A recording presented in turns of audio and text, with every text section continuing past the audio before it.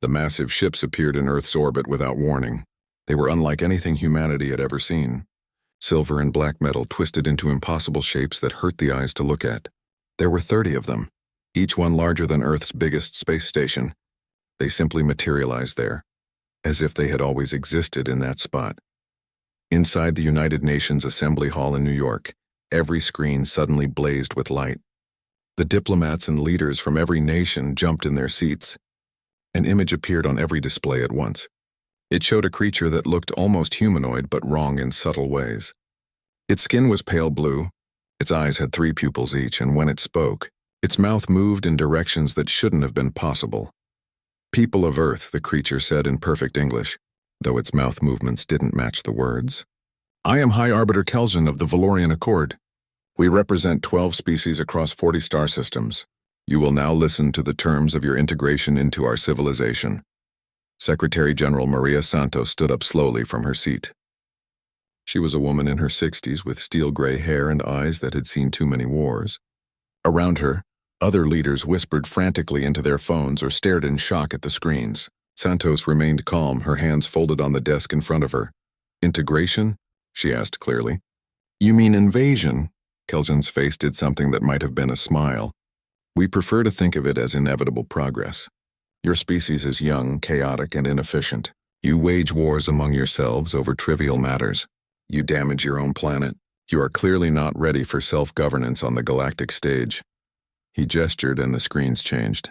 They now showed other planets, other species. Some looked like insects grown to human size. Others were crystalline beings that glowed with inner light. Still others defied easy description. 47 civilizations have joined the Accord, Kelzan continued. Each one initially resisted, as you will likely attempt to do. Each one eventually understood the wisdom of our offer. We bring order, prosperity, and purpose to chaos. And what exactly are these terms? Santos asked. Her voice was steady, but her knuckles had gone white where she gripped the edge of her desk.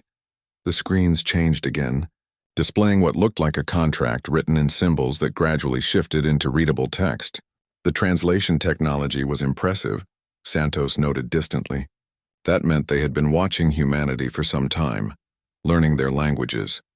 First, Kelzan said, you will surrender all military assets to Valorian control within 72 hours. This includes all spacecraft, weapon systems, and defensive installations. Second, you will submit to Valorian governance. Your current governments will become advisory councils with no real authority. Third, you will provide 30% of Earth's total resources annually to support the Accord's greater mission. Fourth, you will accept cultural reformation to eliminate your violent and primitive customs. The assembly hall erupted. Leaders shouted in dozens of languages. Some demanded more information. Others threatened retaliation. A few simply sat in stunned silence. Santos raised one hand and gradually the noise died down. And if we refuse? She asked. Kelzan's expression didn't change. Then we will demonstrate why refusal is unwise. Please observe. The screen switched to an exterior view. One of the silver ships in orbit moved slowly toward an old space station that humanity had abandoned 15 years ago, after a docking accident. The station still tumbled slowly in its orbit, a reminder of humanity's earlier, more dangerous days in space. The Valorian ship did nothing visible. There was no beam of light, no missile launch, no explosion. The space station simply ceased to exist. One moment it was there, a sprawling structure of metal and solar panels. The next moment there was nothing, but empty space and a faint cloud of atoms dispersing into the void. The assembly hall fell, completely silent. That was 1,000th of 1% of our fleet's capability, Kelzan said pleasantly.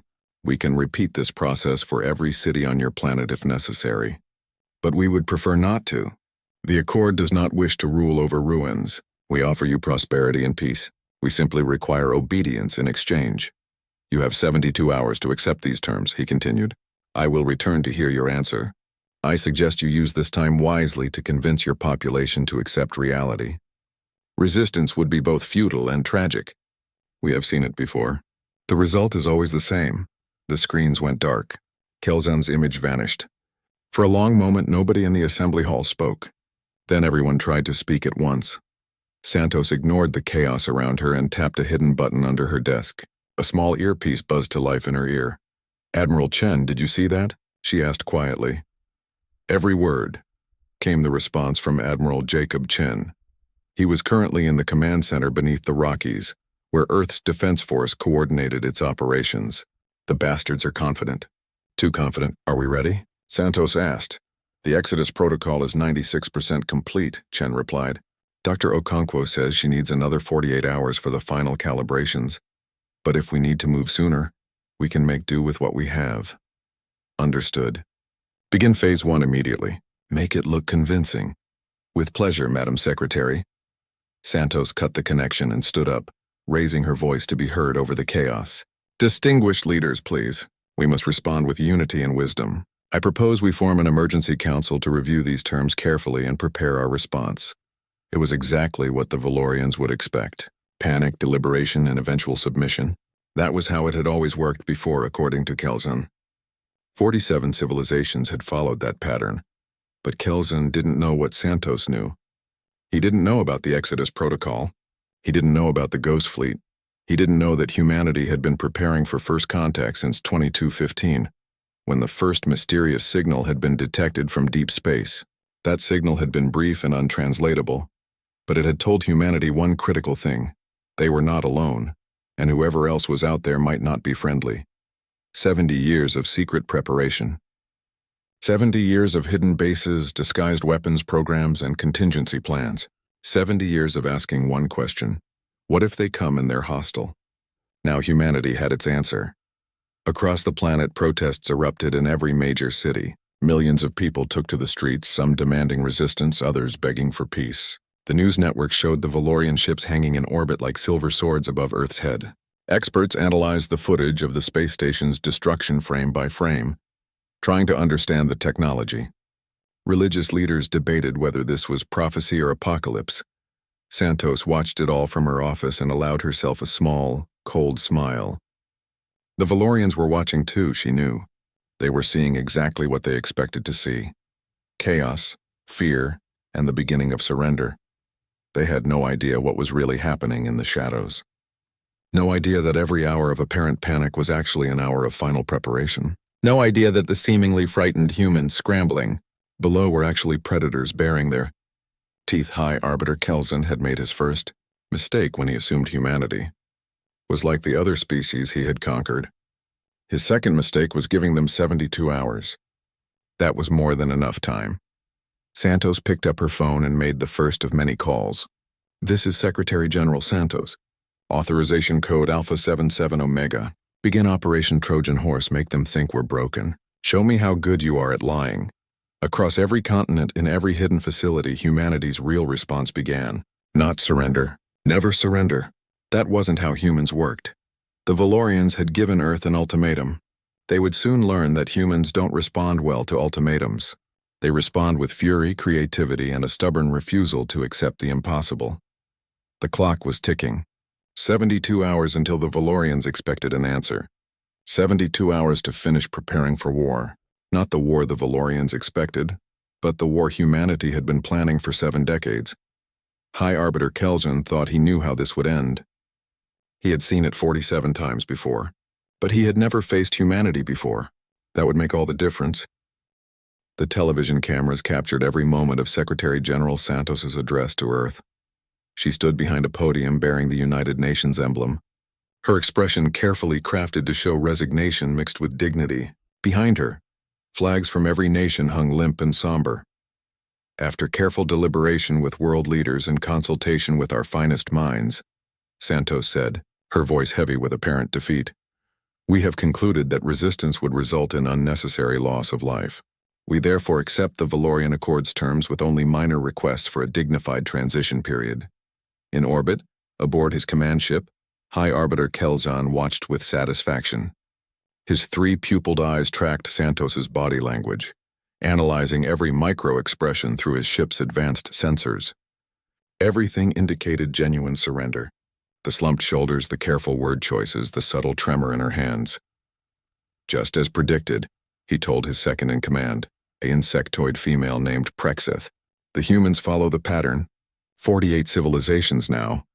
Prexith's antennae twitched with uncertainty. Should we not maintain heightened vigilance, High Arbiter? Their military is still largely intact. Only because we permitted it, Kelson replied dismissively. Their weapons are primitive. Their ships are slow. Their coordination is fragmented across dozens of nation-states. They pose no threat to even a fraction of our fleet. Below them, Earth continued its apparent preparations for occupation. Military bases broadcast their decommissioning schedules. Governments published guidelines for civilians to follow during the transition. Stock markets crashed, then stabilized as the reality of submission sank in, exactly as expected. What Kelson couldn't see was the truth beneath the theater.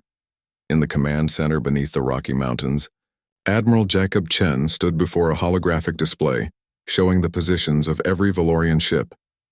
Each silver vessel was tagged with detailed analysis. Weapons capabilities, shield frequencies, patrol patterns, communication protocols.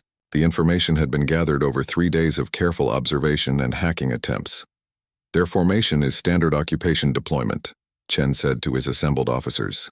They're positioned to maximize coverage and intimidation, not to defend against an actual attack.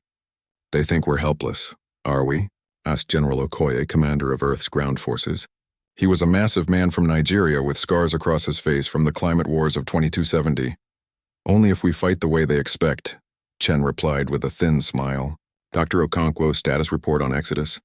Dr. Amara Okonkwo stepped forward. She was young for her position, only 42, but she had been working on the Exodus protocol since she was a graduate student. Her dark eyes were rimmed with exhaustion but bright with fierce intelligence. The Ghost Fleet is fully operational, she reported. All 200 ships have completed their final checks. The stealth systems are functioning beyond specifications. As far as any scanner is concerned, they're just debris or civilian vessels. The Valorians have looked right past them a dozen times already. And the satellites? Chen asked. Repositioned and armed. Every orbital platform is now part of the weapons grid. The Valorians scanned them, saw old Earth technology and dismissed them as harmless communication arrays. Okonkwo's smile was predatory. They'll learn otherwise soon enough. Lunar installations. The mining colonies have finished transferring the last antimatter warheads to the launch platforms. The Valorians think we're just digging up helium-3 for fuel. They have no idea what's really in those sealed storage units. Chen nodded and turned to the display. What about the perimeter stations? A younger officer named Lieutenant Zhao spoke up. The deep space platforms have gone dark as ordered, sir. The Valorians noted their existence in their initial scans but haven't given them a second thought. As far as they know, they're just defunct listening posts from humanity's early expansion period. Excellent, Chen said.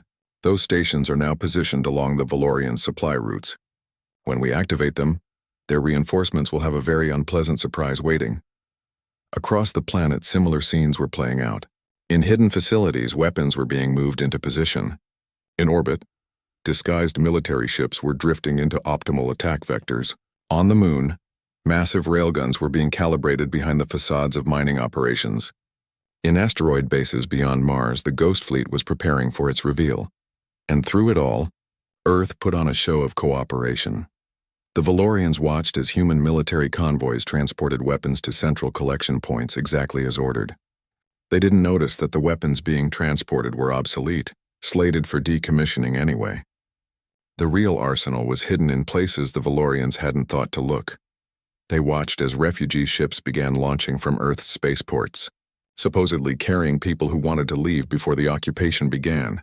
They scanned the ships, saw civilian life signs and cargo and waved them through. They didn't detect the weapons hidden in shielded compartments or the trained soldiers pretending to be frightened civilians. They watched as Earth's satellite network was realigned for Valorian use. They accepted the technical reports showing compliance. They didn't realize that every adjustment was actually locking targeting systems onto their ships. In the assembly hall, Secretary General Santos met with Kelson's representatives to discuss the transition. She asked questions about Valorian culture, about how Earth would fit into the Accord, about what cultural reformation would look like. She appeared earnest, curious, and resigned to her planet's fate. We want this to be as smooth as possible, she told them. Humans are adaptable. We can learn to embrace the Accord's vision. We simply ask for patience as we adjust. The Valorian representatives accepted this at face value. It fit their experience. Every species resisted at first, then gradually accepted their place in the hierarchy. Humans would be no different, but one Valorian wasn't convinced. Prexith had been studying human culture during the 3-day waiting period. As cultural attaché, it was her job to understand conquered species, to find the best ways to integrate them into the Accord. She had been reviewing Earth's literature, art, and history. What she found troubled her deeply. Every human story followed similar patterns. Underdogs defeating superior forces, rebellions against empires, last stands against impossible odds. David versus Goliath. The Alamo, Thermopylae, Stalingrad, the list went on and on. Even in fiction, humans wrote endlessly about resistance, rebellion, and refusing to submit. "High Arbiter," she said, approaching Kelzan in his private quarters.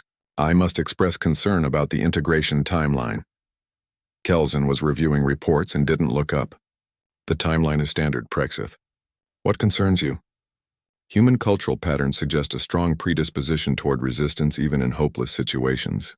Their history is filled with examples of fighting against superior forces. Often they lose, but they fight nonetheless. Sometimes they win through unexpected means. "Their history is irrelevant," Kelzan said dismissively. "Every species has myths about defiance. They comfort the powerless. When faced with real force, real consequences, beings choose survival over glory. It is universal. But High Arbiter, enough. Your concerns are noted but unnecessary. The humans are behaving exactly as expected. In 2 days, we will sign the formal treaty at their Kennedy Space Center. They chose the location themselves. Something about symbolic significance related to their early space program. It shows they are accepting their new place in the cosmos." Prexith's antennae drooped, but she said no more. Perhaps she was wrong. Perhaps humans were like all the others after all. But that night she couldn't sleep. She kept reviewing human historical texts. She found a quote from someone named Winston Churchill from their Second World War. "We shall never surrender." Another from someone named Patrick Henry. "Give me liberty or give me death." And countless others echoing the same sentiment across centuries and cultures. Most disturbing was a poem she found, written by someone named Dylan Thomas. "Do not go gentle into that good night. Rage against the dying of the light." Humans didn't go gentle. They raged. It was woven into their cultural DNA. She tried once more to warn Kelzan the next morning, but he dismissed her immediately. The treaty signing was scheduled for noon Earth time. Everything was prepared. The Valorian fleet had assumed standard occupation formation, optimized for planetary coverage and intimidation. Admiral Chen watched the fleet positions and smiled coldly. "They've put themselves exactly where we need them. Dispersed enough that they can't support each other quickly, but concentrated enough that we can hit multiple targets simultaneously." "All units are in position," Dr. Okonkwo confirmed. "The Ghost Fleet reports ready. Lunar batteries ready. Satellite grid ready. The perimeter stations are beginning their acceleration burn now. They'll reach the Valorian supply routes in 8 hours." "And the Kennedy Space Center?" Chen asked. "Security teams are in place. The treaty hall has been prepared according to Valorian specifications, which means we know exactly where Kelzan will be sitting and exactly how thick his personal shields are. We can punch through them if needed."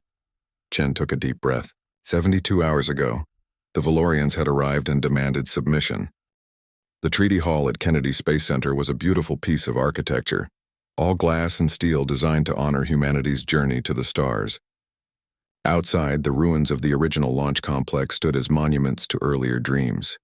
Inside, cameras from every major news network were positioned to capture the historic moment of humanity's surrender.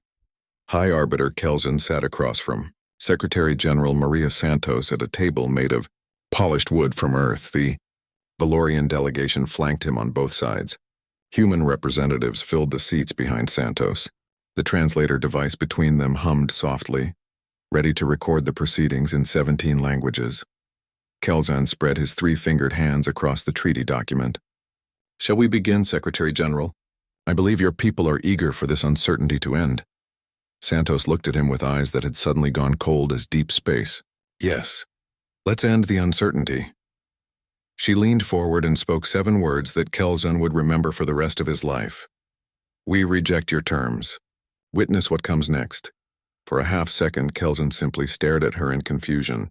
Then alarms began shrieking across every Valorian ship in orbit. Admiral Chen's voice boomed across every communication channel, human and Valorian alike. All units, this is command. Execute Operation Trojan Horse. Show them what humans do when given ultimatums. We choose violence. In orbit, the Ghost Fleet revealed itself.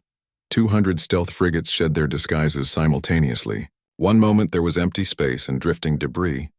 The next moment there were warships bristling with weapons, already positioned inside the Valorian formation.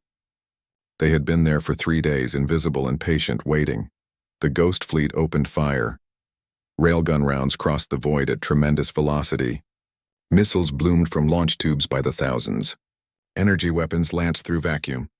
The Valorians had 30 capital ships in standard occupation formation, dispersed for coverage, relaxed in their superiority. They never had time to raise full shields or coordinate defensive maneuvers.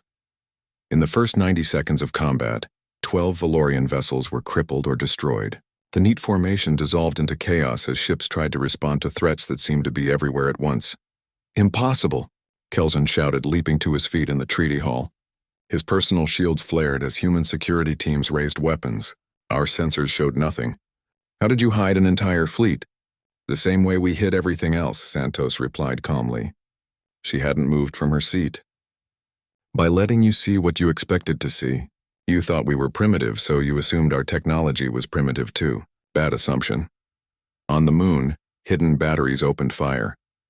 What the Valorians had thought were simple mining installations suddenly revealed themselves as massive railgun emplacements. The weapons had been built deep in lunar regolith over decades, powered by fusion reactors that the Valorians had dismissed as civilian power plants.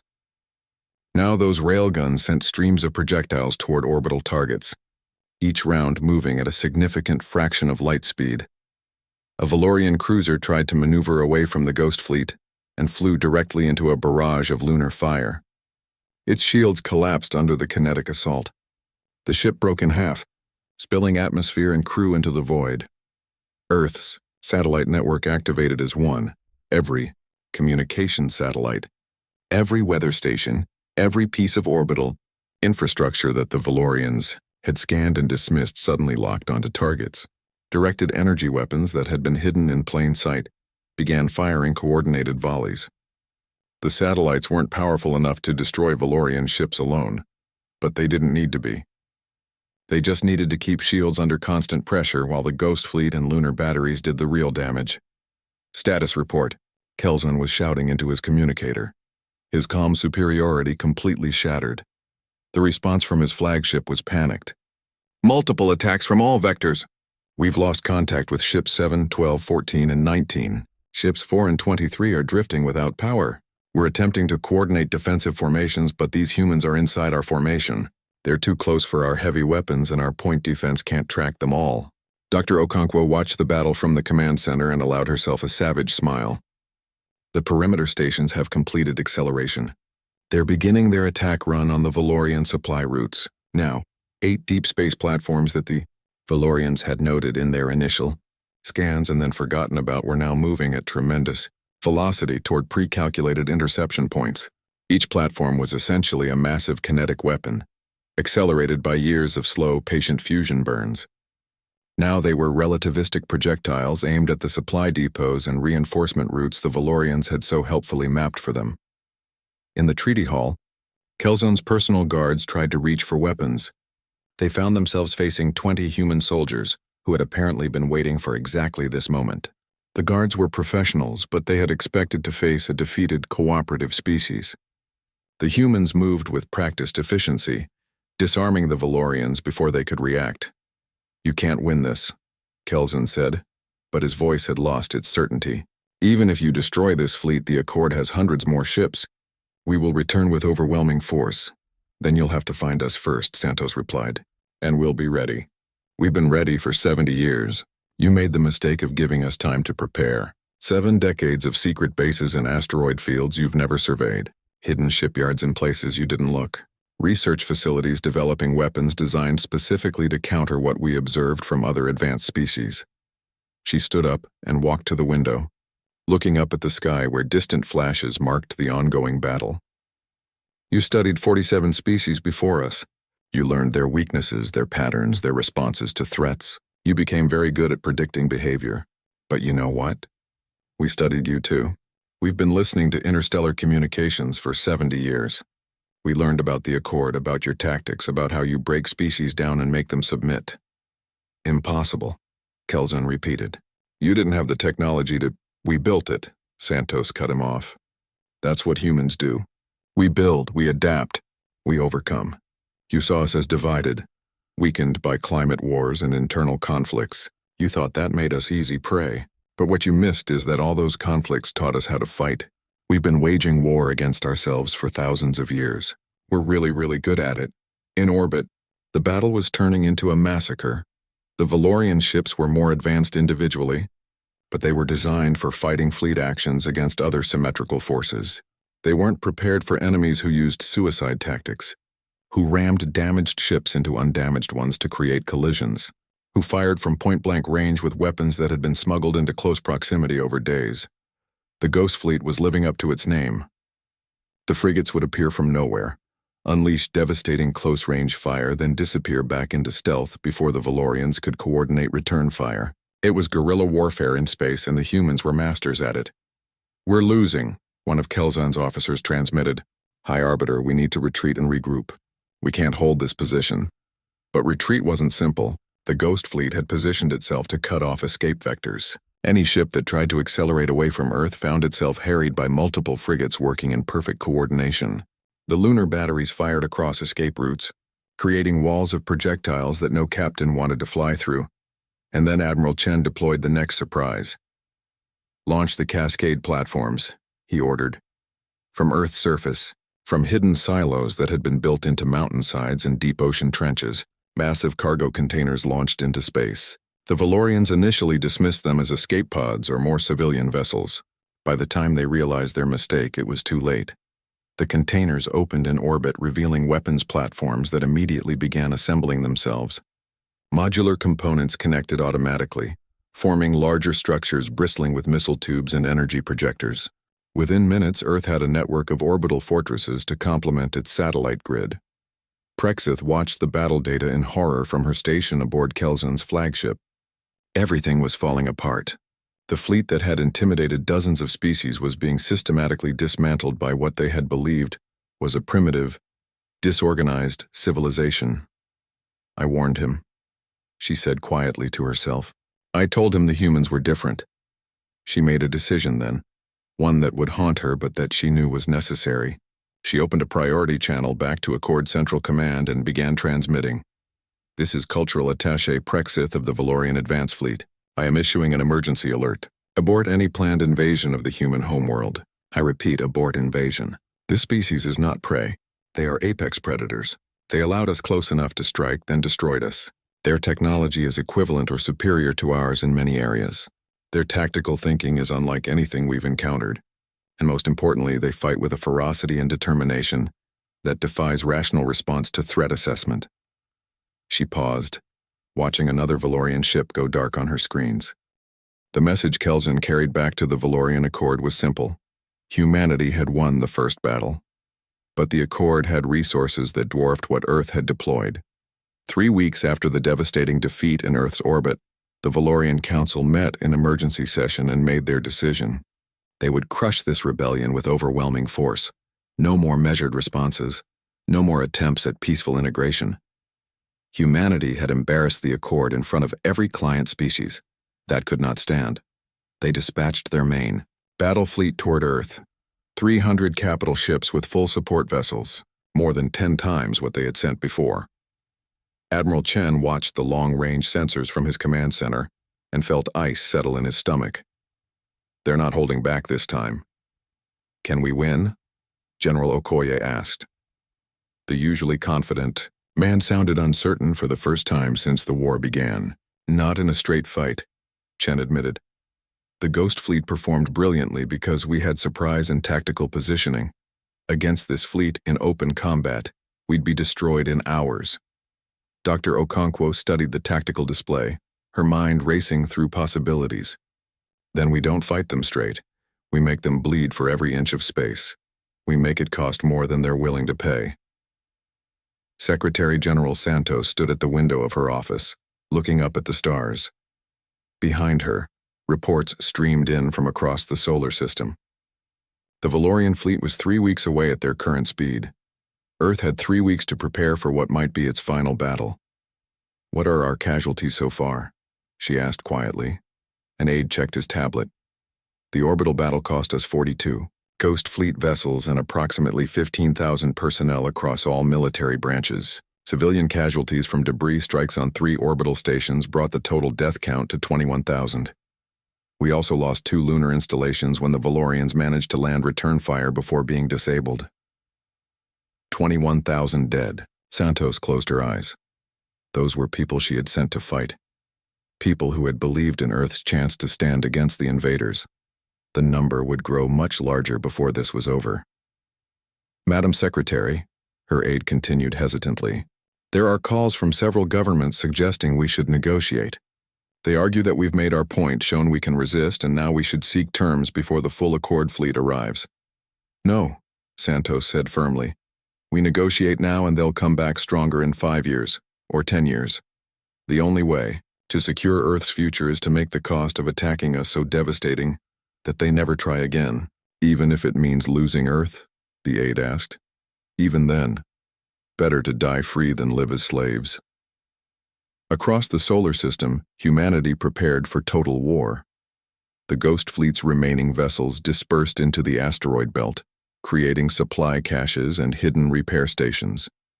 They wouldn't mass against the Valorian fleet but would instead wage a guerrilla campaign, striking and retreating, making the aliens hunt them through millions of cubic kilometers of space. On Mars, the colonies began their evacuation. Every civilian who could be moved was sent deeper into the outer system or back to Earth.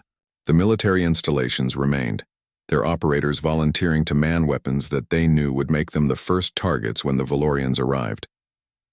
Dr. Okonkwo's team worked frantically on the quantum-paired communication system that had been theoretical 3 weeks ago. If it worked, it would allow instant coordination between human forces across light minutes of distance. No lag, no jamming, perfect synchronization. It was either going to revolutionize the war effort or fail spectacularly. And in the depths of space beyond Neptune, construction crews put the finishing touches on humanity's most desperate weapon, Project Cascade. Nobody was happy about it. The weapon violated several international treaties that Earth had signed decades ago. But those treaties assumed conflicts with other humans, not existential wars with alien species. Admiral Chen gathered his command, staff for a final briefing before the Valorian fleet arrived. "Let's be clear about our situation," he said without preamble. "We are outnumbered 10 to 1 by a technologically equal or superior force. They know about our stealth ships now, so that advantage is reduced. They'll be prepared for our tactics. We hurt them badly in the first engagement and now they're coming for revenge." He pulled up a tactical display showing the solar system. "Our advantages are these. We know this territory perfectly. Every asteroid, every orbital pattern, every useful bit of cover. They don't. We're also defending our home, which means we'll fight with desperation they can't match. And finally, we have something they've never encountered in their centuries of conquest." "What's that, sir?" Lieutenant Zhao asked. "Human creativity when backed into a corner. We don't follow the rules of engagement they expect. When we're losing, we fight harder, not weaker. When conventional tactics fail, we invent new ones on the spot. Every human soldier out there knows that if we lose, Earth becomes a subject world. That knowledge makes us dangerous in ways the Valorians can't comprehend." General Okoye spoke up. "What's the plan then?" Chen smiled grimly. "We make them bleed. Every step toward Earth costs them ships and crew. We mine the approach vectors with weapons they can't detect until it's too late. We use the planets and moons for cover and for orbital slingshot attacks. We sacrifice our ships to take out their capital vessels. And if they get past all that, we make sure taking Earth is so costly that they'll wish they'd never heard of our species." The Valorian main battle fleet entered the outer solar system 2 weeks later. They came in tight formation, shields at maximum, weapons primed. They had learned from their previous failure. No more arrogance, no more assumptions of easy victory. They swept space with every sensor, looking for hidden human forces. They found the first minefield 3 light hours from Neptune. The mines were simple devices, really. Fusion warheads attached to basic guidance systems, hidden in the orbital paths of trans-Neptunian objects. When the Valorian fleet passed through, the mines activated and accelerated toward the alien ships. The Valorians detected and destroyed most of them, but not all. 3 mines made it through the defensive screen and detonated against shields. 1 Valorian destroyer lost power and had to be towed. It was a tiny victory, but it slowed the fleet and made them even more cautious. The second minefield was deeper in-system, near Uranus.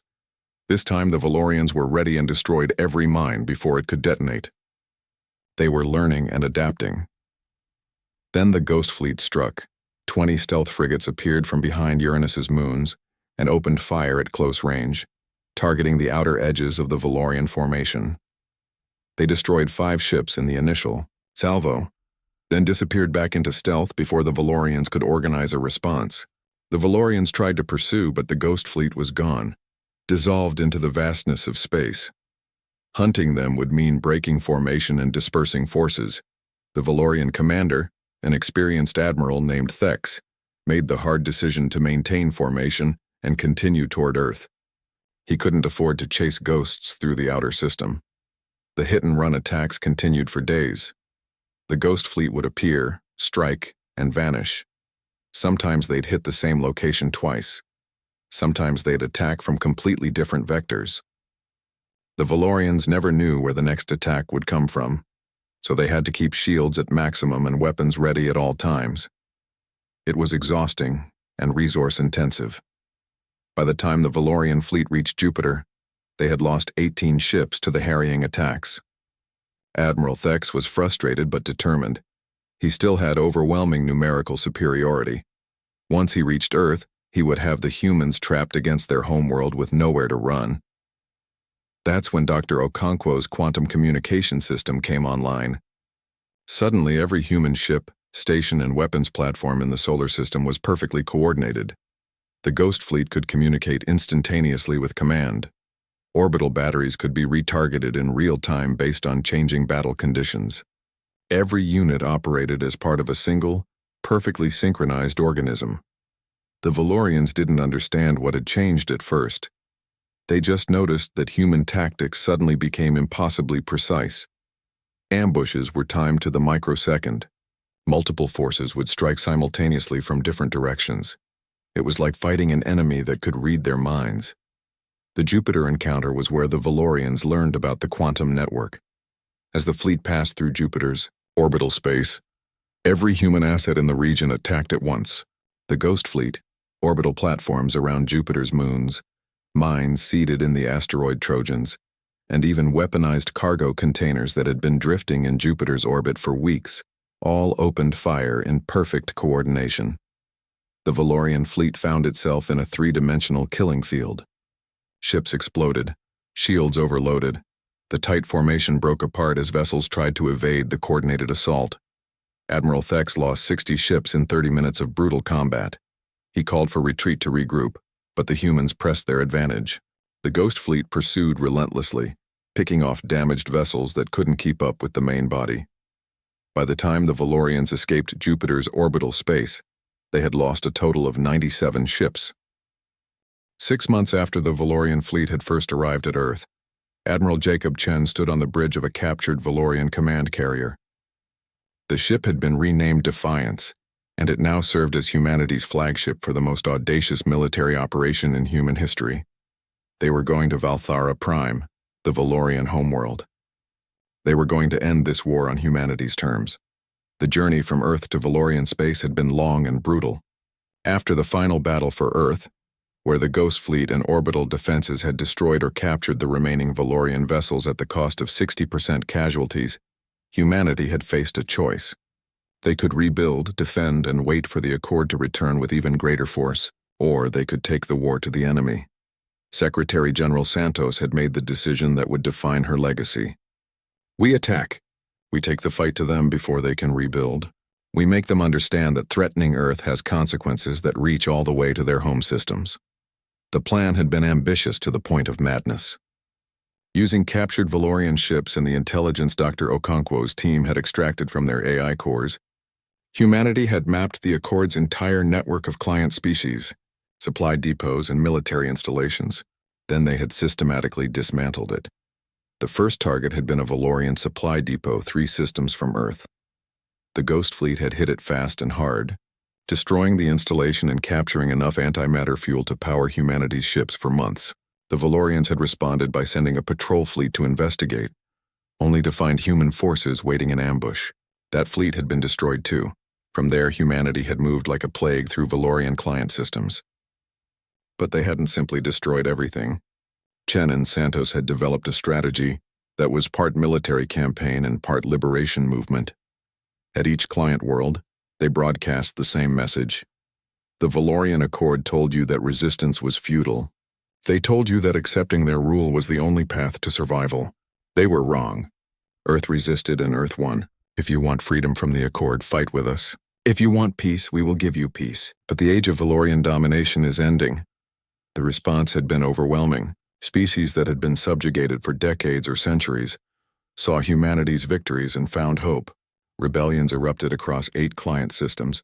The Valorian military found itself fighting on multiple fronts. Their resources stretched impossibly thin. Some client species had strange biology or technology that humans didn't understand, but Dr. Okonkwo's team worked tirelessly to establish communication and coordination. Slowly, a coalition formed around humanity. Not an empire, but a voluntary alliance of species who had been freed from Valorian control and now fought together. The war had cost Earth dearly. Major cities had been damaged in the final orbital battle. Millions had died in the fighting. The economy had been converted entirely to military production, meaning shortages and hardships for civilians. But humanity endured because they understood the alternative. Now, after 6 months of brutal campaigning across Valorian space, the human fleet approached Valthara Prime. Chen stood before the holographic display showing the Valorian homeworld and its defensive fleet. It was a formidable force, but nothing like what the Accord had possessed at the war's beginning. "Status report," Chen ordered. Lieutenant Zhao consulted his station. 400 warships in our fleet, including captured Valorian vessels and ships from our allied species. The Ghost Fleet has 57 vessels remaining from the original 200. Dr. Okonkwo's quantum network is functioning at full capacity. All ships are coordinated and ready. "And Cascade?" Chen asked quietly. "Armed and positioned in the outer system, sir. Awaiting your authorization codes," Chen nodded. Project Cascade had been moved from Earth's orbit to a position where it could target Valthara Prime if necessary. It was humanity's insurance policy. If the Valorians refused to surrender, if they chose mutual destruction over peace, humanity could deliver it. He didn't want to use it. The thought of destroying a planet, of killing billions of civilians who had no direct role in the war, made him sick. But he needed the Valorians to know it was an option. Fear of total destruction was sometimes the only language that prevented total destruction. "Open a channel to Valthara Prime," Chen ordered. "All frequencies. I want every Valorian to hear this." The communication officer worked his console. "Channel open, sir." Chen took a deep breath and began speaking. "People of Valthara Prime, this is Admiral Jacob Chen of the Earth Defense Force commanding the warship Defiance. 6 months ago, your High Arbiter Kelsen came to our world and demanded our surrender. He told us that resistance was futile. He said that 47 other civilizations had accepted Valorian rule and Earth would too." He paused, letting his words sink in. He was wrong. Earth resisted. Earth fought back. And Earth won. In the months since, we have defeated your fleets, liberated 8 of your client species, and dismantled your empire. We did not do this because we enjoy war. We did this because you left us no choice. On Valthara Prime, the Valorian Council watched Chen's transmission in their emergency chamber. High Counselor Vexthar, the leader of the Accord, looked older than his years. The war had aged him rapidly. Reports of defeat after defeat, rebellion after rebellion, had broken something in the Valorian leadership. "He's going to destroy us," one counselor whispered. "We should have listened to Prexith's warning," another said. "She told us the humans were different." "We didn't believe her," Chen continued his broadcast. "I am here today to offer you the same choice you offered Earth. Surrender or face destruction. But unlike you, I will be honest about the terms. We do not want to rule your species. We do not want tribute or resources. We do not want to reform your culture or control your government. He let that sink in for a moment. What we want is simple. The Valorian Accord ends today. Your policy of forced integration stops permanently. Every species you have subjugated will be offered their freedom. You will pay reparations to help rebuild what you destroyed. You will accept human observers in your space to ensure compliance. And you will demilitarize your offensive fleets. In exchange, we will not destroy your world. We will not occupy your system. We will allow you to govern yourselves in peace. The Accord can become a commonwealth of voluntary members instead of an empire built on conquest. That is our offer. You have 1 hour to accept or refuse. The transmission ended. Aboard Defiance, Chen waited. Around him, his crew maintained their stations with practiced efficiency. These were people who had been fighting for 6 months straight, who had seen friends die, who had pushed themselves to the breaking point repeatedly. They were exhausted, but they were still ready to fight if necessary. On Valthara Prime, the Council debated frantically. We cannot accept these terms, Councillor Dremak argued. It would mean the end of everything we built over 8 centuries. What choice do we have? Vexthar replied tiredly. They have 400 ships in our system. They have weapons we don't fully understand, and they have demonstrated repeatedly that they will sacrifice their own forces to achieve victory. We thought their willingness to accept massive casualties was irrational, but it makes them almost impossible to defeat. We could fight, Dremak insisted. We still have our defense fleet. We still have planetary shields. We could make them pay dearly for any victory. And then what? Vexthar asked. Even if we destroy their fleet, more will come. They have allies now. 8 species that we once controlled now fight for them. The humans have proven that the Accord can be beaten. Every client species we have left is watching this moment. If we refuse and are destroyed, it proves that resistance works. If we refuse and somehow win, it proves we're vulnerable. Either way, the Accord is finished. The debate raged for 58 minutes. Finally, Vexthar called for a vote. The decision was close, but surrender won by a narrow margin. Vexthar himself composed the response and transmitted it personally. Admiral Chen, this is High Counselor Vexthar of the Valorian Council. We accept your terms. The Accord will cease its integration policies. Client species will be offered independence. We will demilitarize and accept human observers. We agree to reparations as negotiated by neutral parties. He paused, and when he spoke again, there was something like respect in his voice. You were right, Admiral. We did not understand your species. We thought determination was the same as desperation. We thought your willingness to fight was irrationality. We see now that it was conviction. You believed you could win, even when the odds said otherwise. That belief made you dangerous in ways we never anticipated. Chen listened to the transmission and felt a weight lift from his shoulders. It was over. The war was actually over. Stand down from battle stations, he ordered. Maintain defensive posture but lower weapons. Send a message to all fleet elements. We have victory. Inform Earth. The bridge erupted in restrained celebration. People hugged, cried, or simply sat in stunned relief. They had done it. Against impossible odds, against an empire that had conquered dozens of species, humanity had won. But Chen didn't celebrate. He was thinking about the cost. The millions dead on Earth. The thousands of soldiers who would never come home. The ships that had been sacrificed to achieve this moment.